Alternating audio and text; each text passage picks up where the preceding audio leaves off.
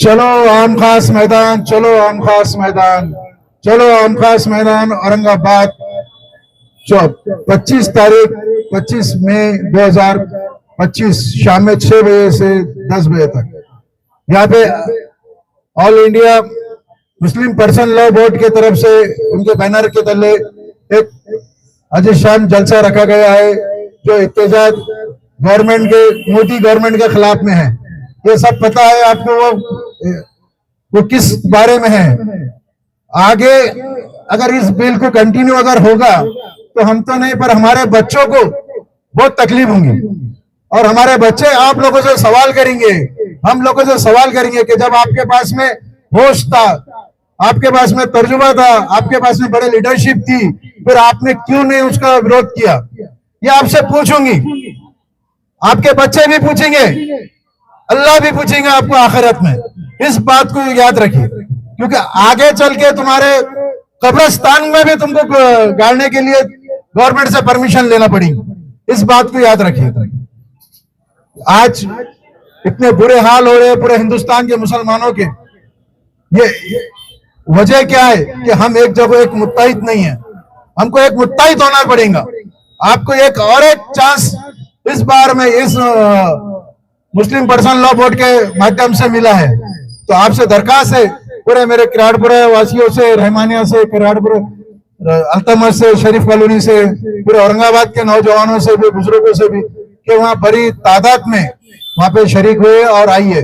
क्योंकि हम तो कुछ नहीं है, पर एक सैलाब दिखना तुम्हारे समंदर का, सरों का समंदर का, तो अगर वो सरों का समंदर अगर दिखा तो गवर्नमेंट तुमको तुम्हारे तरफ ध्यान देंगी और तुम्हारी तरफ बात करेंगी। अगर तुम्हारे समंदर नहीं दिखा सरों का तो लोग बोलेंगे यार ये ऐसे बैठे हुए है और ये करे हुए। तो इसलिए मेरे भाइयों और बुजुर्गों दोस्तों, मैं आपसे दरखास्त करता हूँ कि कल 6 बजे से तो 10 बजे तक आम खास में जरूर पहुंचिए। कि थोड़ा सा कुछ काम भी होगा तो थोड़ा दूर रखिए उसके काम को, और कोई मसले भी अगर कोई बहुत ज्यादा भी होगा तो किसके कम से कम घर में से एक आदमी तो भी भेजिए वहां पे, ताकि आपकी शिरकत उसमें ये लगे। अब मैं हमारे शहर अध्यक्ष शारिक नजबी साहब से कहूंगा कि बात किराड़पुरा शरीफ कॉलोनी रोशन गेट के मेरे तमाम नौजवान दोस्तों और बुजुर्गों, हम आज आपके दरमियान एक दरखास्त लेकर आए हैं।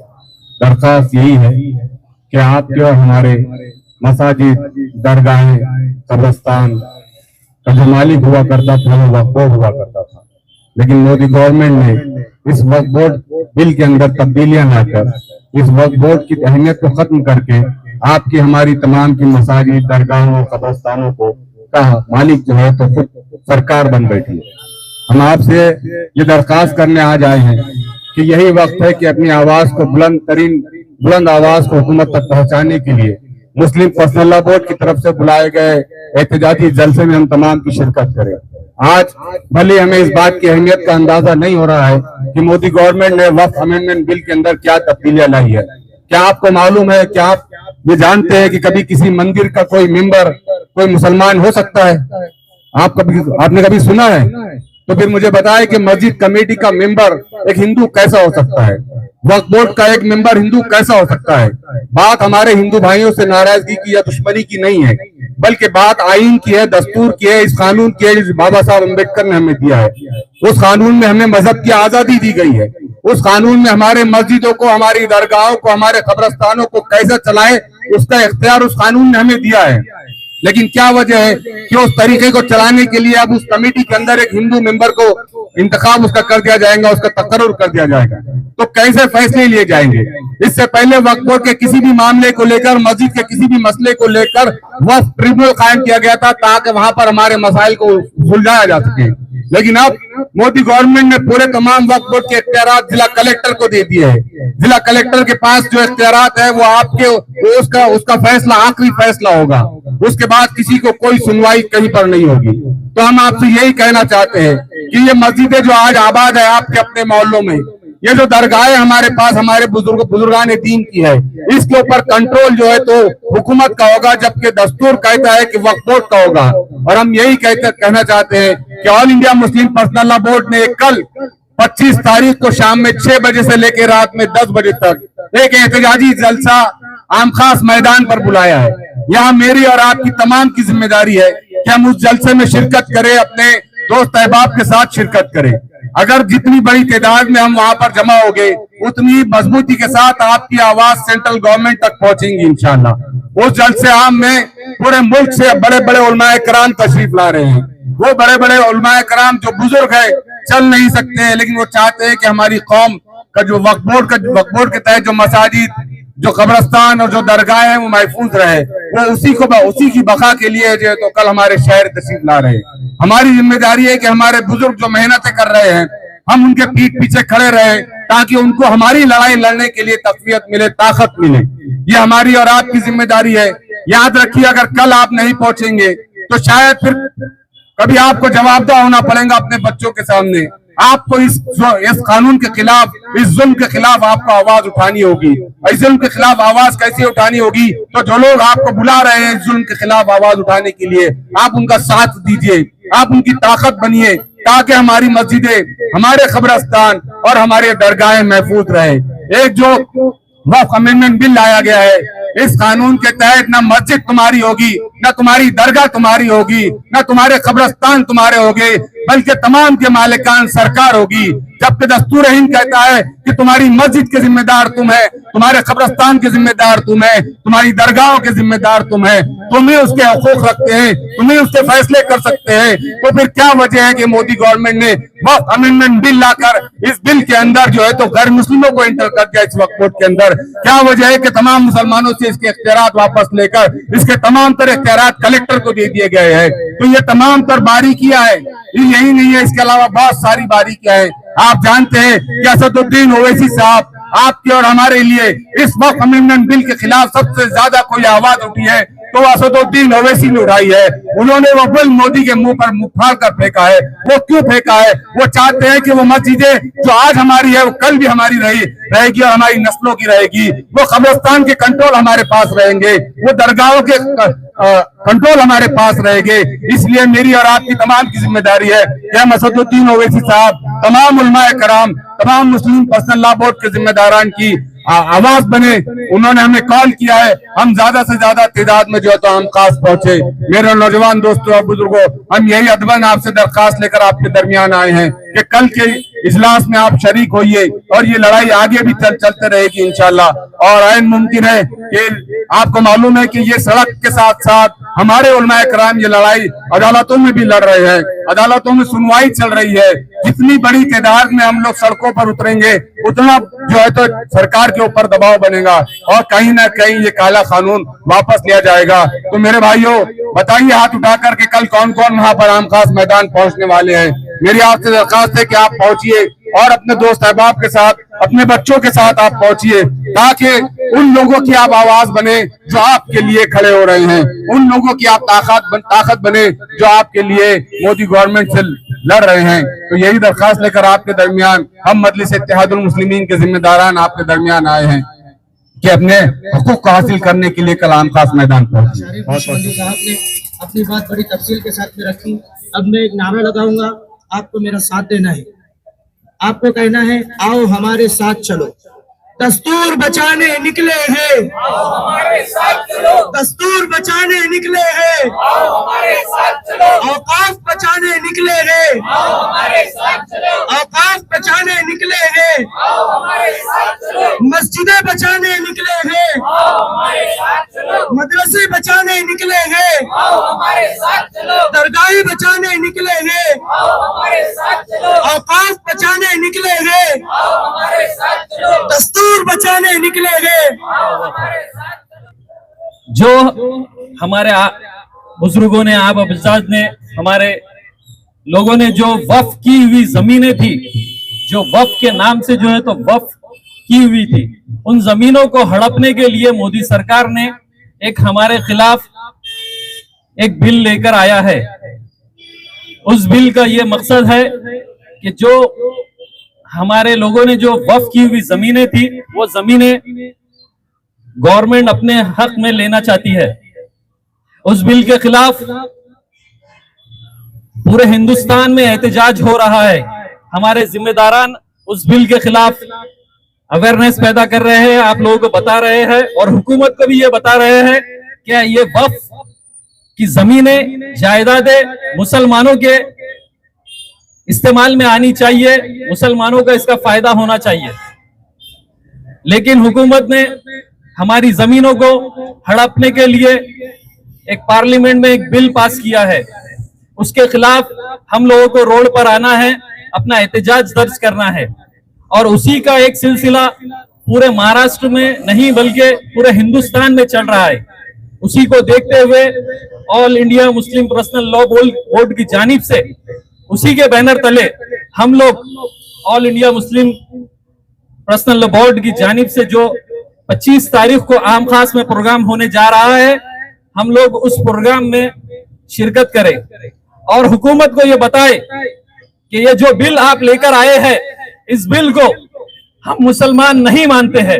नहीं मानते हैं ना मेरे भाई, ये बिल हम मुसलमानों के खिलाफ है। हमें इस बिल की मुखालिफत करना है। हमें हुकूमत को यह बताना है कि ऐसे बिल को हम नहीं मानते हैं।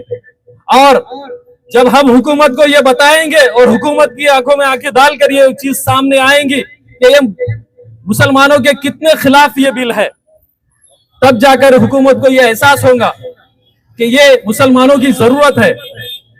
मैं आप तमाम लोगों से गुजारिश करता हूं कि कल इतवार को 25 तारीख को आम खास मैदान में शाम में 6 बजे से लेकर शाम में 10 बजे तक हमारे उलमा इकराम, हमारे बड़े बड़े जो है तो जिम्मेदारान यहाँ पे आ रहे हैं।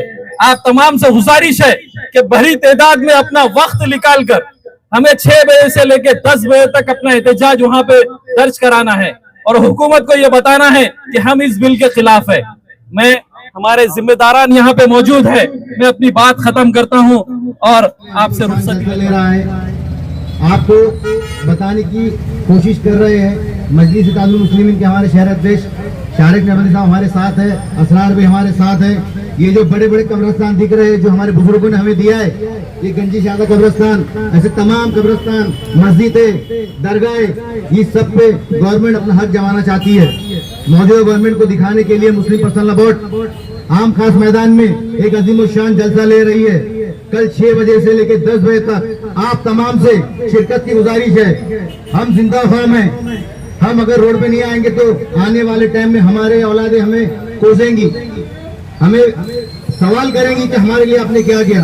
आप तमाम से गुजारिश है, कल अगर बारिश भी आती है तो आप अपने साथ में छाता या रेनकोट लेकर आइए और आप अपने जिंदा होने का सबूत दीजिए। मैं आप तमाम से गुजारिश करता हूँ, मजलिस इत्तेहादुल मुस्लिमीन हर टाइम में ऐसे मौके पर रोड पर खड़ी रहती है और औरंगाबाद की सरजमीन हमेशा से ऐसे प्रोग्रामों को लेते आई है और आप औरंगाबाद की आवाम हर टाइम वही आम खास मैदान को भरती है। आप तमाम से गुजारिश है कि कल 6 बजे से 10 बजे तक आप काफी तादाद में अपने जितने भी साथी है, चाहे वो घर के लोग हो, मोहल्ले के लोग हो, एक दिन टाइम निकाल कर 6 बजे से 10 बजे तक आने की कोशिश करिए। मुस्लिम पर्सनल लॉ बोर्ड के वो उलमा इकराम के चेहरों को देखकर मुझे ये महसूस होता है कि आने वाली नस्लों के लिए ये इस उम्रों में लड़ रहे हैं। मुस्लिम पर्सनल लॉ बोर्ड के उस उलमा इकराम के चेहरों को देखकर मुझे ये महसूस होता है कि किस उम्रों में आने वाली नस्लों के लिए लड़ रहे हैं। तो मैं तमाम औरंगाबाद के नौजवानों को कहता हूँ कि तुमको आज कौम की रीढ़ की हड्डी की पढ़ने की जरूरत है। आओ, तुमको कौम आवाज दे रही है, उठकर खड़े हो जाओ। क्या तुम्हारी मस्जिदों के फैसले आज ये पार्लियामेंट के जरिए गलत कानून बनाकर करेंगे? क्या ये खानखाने और बारगाहों के फैसले ये गलत कानून और उनकी तादाद के बुनियाद पर करेंगे? हमको हमारे ईमान से हमारे मस्जिदों की हिफाजत करनी होगी। आओ, तुमको कौम आवाज दे रही है, मुस्लिम पर्सनल लॉ बोर्ड के जिम्मेदारान तुमको आवाज दे रहे हैं। उठ खड़े हो जाओ, अपनी खानखाओं के लिए, अपने बारगाहों के लिए, अपने मसाजिद के लिए, अपनी आने वाली नस्लों के लिए, अपने ईमान को बचाने के लिए। दीन खत्म नहीं होगा, अपने अंदर की ईमान की ताकत को और मजबूत करके जो आज जिम्मेदारान ने ऐलान किया है कि कल 25 तारीख को आम खास मैदान में आपको आवाज दी है, आपको आना होगा। मैं अल्लाह के सामने खड़े होकर कहूंगा कि मैंने इन तक पैगाम पहुंचाया था जो अल्लाह के नाम पर जमीन वक्फ की थी। जो जमीन अल्लाह के नाम पर वक्फ की जाती है उसका मालिक अल्लाह होता है। और नरेंद्र मोदी कहता है कि इसका मालिक मैं अडानी और अंबानी को बनाऊंगा, इसका मालिक मैं अडानी और अंबानी को बनाऊंगा। नहीं, सुबह क़यामत तक जमीन अल्लाह की होगी, ये मस्जिद अल्लाह की होगी, कब्रिस्तान हमारे अल्लाह के होंगे, हमारे बुजुर्गों की उसमें मज़ारें होंगी। याद रखो, मैं आज बड़ी जिम्मेदारी के साथ तुमको कहना चाहता हूँ कि तुम्हारी और हमारी खबरों के फैसले भी आज ये लोग करेंगे। हमारी प्रॉपर्टी के फैसले, हमारी मसाजिद के फैसले ये लोग कहेंगे इसमें मेंबर कौन होगा कौन नहीं होगा। तो मैं तुमसे दिल की गहराइयों से हाथ जोड़कर नौजवानों से गुजारिश करता हूँ कि जिस तरीके से हम होटलों पे बैठते हैं, सिर्फ एक दिन के लिए आप आम खास मैदान पर आइए, अपने घर से पूरा हो सके तो पूरा घर लेकर आओ, मगर कुछ काम के जरिए अगर बहुत जरूरी काम है उससे रुक रहे तो कोई ना कोई अपने घर का मेंबर वहां भेजिए। अगर कुछ नहीं कर सकते तो लड़ने वालों का साथ दो, अगर कुछ नहीं कर सकते तो बोलने वालों का साथ दो, अगर कुछ नहीं कर सकते तो जाने वालों का साथ दो। मैं तुमसे फिर से एक बार दिल की गहराइयों से दर्दमंदाना अपील करता हूँ कि आने वाली नस्लों को गूंगी मत पैदा होने दो। तुम बोलोगे तो तुम्हारे बच्चे खड़े होंगे, तुम बोलोगे तो तुम्हारी नस्ल खड़ी होगी, तुम बोलोगे तो तुम खाम की रीढ़ की हड्डी बनोगे। तुमको आज बोलना जरूरी है, तुमको आज खड़े होना जरूरी है। मैं अल्लाह की बारगाह में आज दुआ करता हूँ कि अल्लाह इस पैगाम को दूर दूर तक पहुंचाए कि मुस्लिम पर्सनल लॉ बोर्ड के जिम्मेदारों को अल्लाह हयाती दे, अल्लाह उनकी जिंदगी में हयाती दे, अल्लाह उनकी उम्रों को लंबी कर दे। ताकि मुझे नजर आता है कि आज इस दौर में नौजवान इतना बुज़दिल हो चुका है कि आज नरेंद्र मोदी के सामने खड़े होने से डरता है, आज नरेंद्र मोदी के सामने खड़े होने से डरता है। मैं तुमको नारा लगाकर ये पैगाम आज यहाँ से लेकर जाना चाहता हूँ कि तुम लोग नरेंद्र मोदी से नहीं डरते। नारे तकबीर, तेरा मेरा रिश्ता क्या, वो आवाज ईमान की आवाज होनी चाहिए। कोई पॉलिटिकल नारा नहीं लगा रहा हूं मैं, अल्लाह की किबरियाई बयान करने के लिए, अल्लाह के नारे को बुलंद करने के लिए जोरदार एक आवाज में नारा लगाए कि तेरा मेरा रिश्ता क्या, कि तेरा मेरा रिश्ता क्या। तो सब हाथ उठाकर बताइए कौन कौन हमारे साथ इस एहतजाज में शामिल होगा। आज गवाह बन जाइए अल्लाह के सामने कि हम लोग आज गवाही देते हैं कि हम लोग इस एहतजाज में शामिल होंगे, हमारे बुजुर्गान दीन के साथ खड़े होंगे। मैं इतना कहकर शारिक नक्शबंदी साहब से गुजारिश करूंगा कि वो अपनी बात को रखे और अपनी बात को सही तरीके से जिम्मेदारों तक पहुंचाए। जैसे कि आप सब जानते हैं, all India Muslim personal law board ने जो ऐलान किया है, आओ हमारे साथ चले, आम खास मैदान चले। क्यों चले? वक्फ बोर्ड अमेंडमेंट बिल के खिलाफ जो रखा गया है उसमें हम सबको साथ देना है। क्यों देना है? क्योंकि ये हमारी जिम्मेदारी है, ये हमारे मुसलमानों की जिम्मेदारी है। क्योंकि मस्जिद अपनी है, दरगाह हम अपनी है, कब्रिस्तान अपने हैं, हम सबको बचाना चाहिए। मैं एक नारा दूंगा, आप उस तरह मेरे साथ लगाइए नारा, आओ मस्जिद बचाने चले, आओ मस्जिद बचाने चले, मस्जिद बचाने चले, कब्रिस्तान बचाने चले। चलो शुक्रिया। आपके दरमियान आए हैं। हम बैठे थे मस्जिद इत्तेहादुल मुस्लिमीन के छोटे छोटे सिपाही जनाब असरार साहब और उनकी पूरी टीम ने ये जो एक अवेयरनेस कर मीटिंग रखी है, ये टीम यही चाहती है कि कल ये खुद भी इंशाल्लाह वहाँ पर मौजूद रहेंगे। और आप लोगों से भी दरखास्त है कि हमारे उलमाए किराम की सरपरस्ती में आप लोग भी वहाँ पर उनकी आवाज में आवाज बनिए, उनकी ताकत में अपनी ताकत दीजिए, ताकि वो अपनी लड़ाई जोर और शोर से मोदी सरकार से लड़ सके, वो अपने आप को अकेला महसूस न कर सके।